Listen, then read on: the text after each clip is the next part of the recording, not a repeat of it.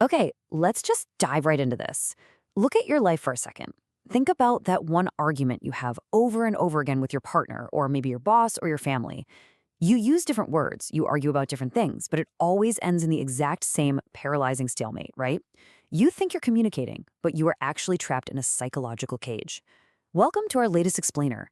Today, we're investigating the hidden mechanics of human conflict and the invisible linguistic traps you fall into every single day. But why does every single disagreement inevitably feel like a trap? I mean, I try to be clear, I try to express myself, but somehow, within 30 seconds, we are both defensive, angry, and just completely shut down. It feels literally impossible. Because you're confusing your words with reality. You think you're sharing your feelings, but you are actually weaponizing your language.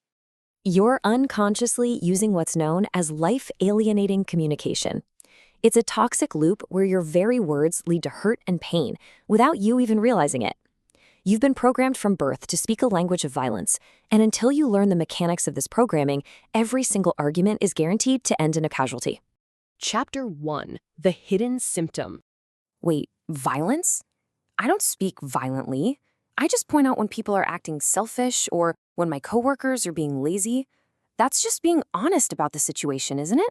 No, that is a moralistic judgment. When you call someone lazy or selfish or inappropriate, you're making comparisons and actively denying responsibility for your own feelings.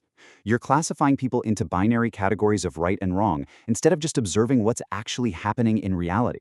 To escape this mindset requires a really profound psychological shift. The Sufi poet Rumi once wrote, "Out beyond ideas of wrongdoing and right-doing, there is a field. I'll meet you there." Life-alienating communication traps us in a courtroom of the mind. As long as you're obsessed with analyzing who is right and determining levels of wrongness, you will absolutely never connect with another human being. So here is the brutal truth. All of your analyses of others are just tragic expressions of your own unmet needs. When you call your partner aloof, it's a tragic, alienated way of saying you have an unmet need for intimacy. When you call them needy, you're expressing a desperate need for autonomy. You are attacking them because you simply do not know how to identify or ask for what you actually need. Chapter 2. The Childhood Root. Our investigation today is grounded in the groundbreaking work of clinical psychologist Dr. Marshall B. Rosenberg and his foundational text, Nonviolent Communication. Through decades of mediation in war zones, corporate boardrooms, and broken homes, he discovered something shocking. This toxic communication, it isn't human nature. It's heavy, deeply ingrained conditioning. So if it's not natural for us to act this way, why do I immediately resort to blaming, demanding, and guilt-tripping whenever I get stressed? Because for thousands of years, humans lived in hierarchical domination societies. Kings, czars, and elites needed obedient subjects, not empowered individuals. We were actively conditioned to ignore our own needs, to view asking for things as selfish, and to blindly submit to external authority. Our natural state is giving from the heart with compassion, but we were systematically trained to be compliant. But I do care about the people around me. Like, I feel terrible when my partner is upset. I feel like it's entirely my fault, and I just have to fix it to keep the peace. That isn't love, and it isn't genuine care. That is emotional slavery. You have been conditioned to believe you are fundamentally responsible for other people's feelings. You aren't.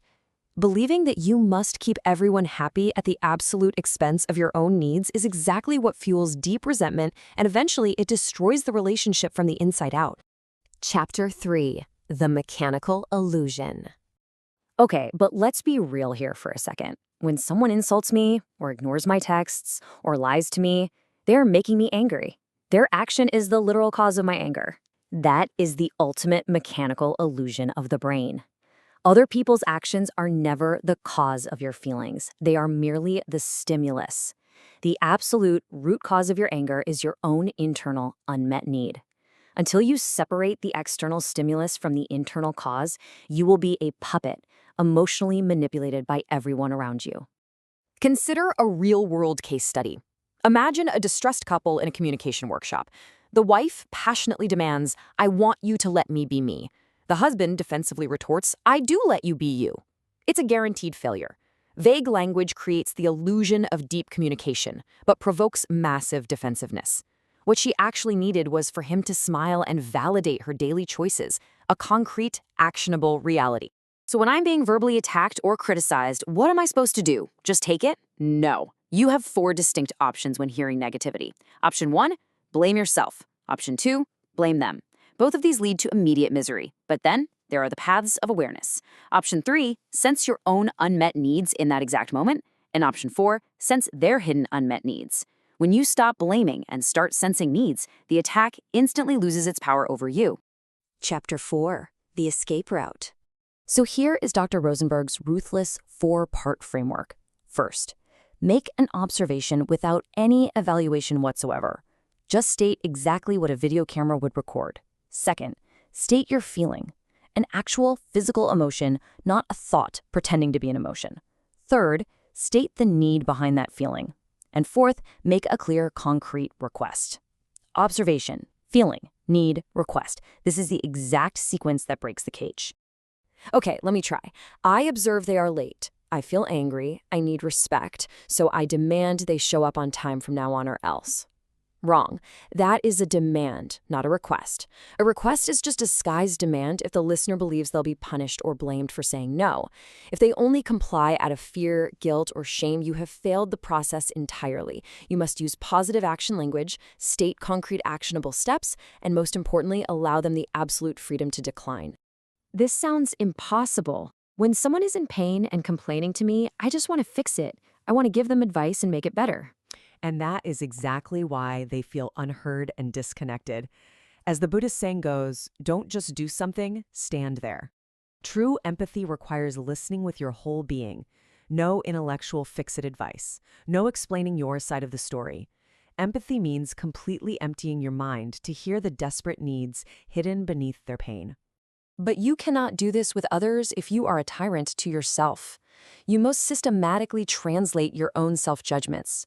Take every single time you tell yourself, I have to do this, and replace it with, I choose to do this. If you are operating out of duty, guilt, or shame, you are literally poisoning your own inner environment. Wow, I'm realizing how much of my life is built on these toxic loops. Every judgment, every heated argument, every time I felt completely alienated, it's all just been a tragic plea for an unmet need. Exactly. The psychological investigation is complete, and the evidence is clear. The trap is real, but the door has always been open. The question is, will you continue to be an emotional slave to your own unconscious words? Or will you choose the language of life and finally step out into that open field?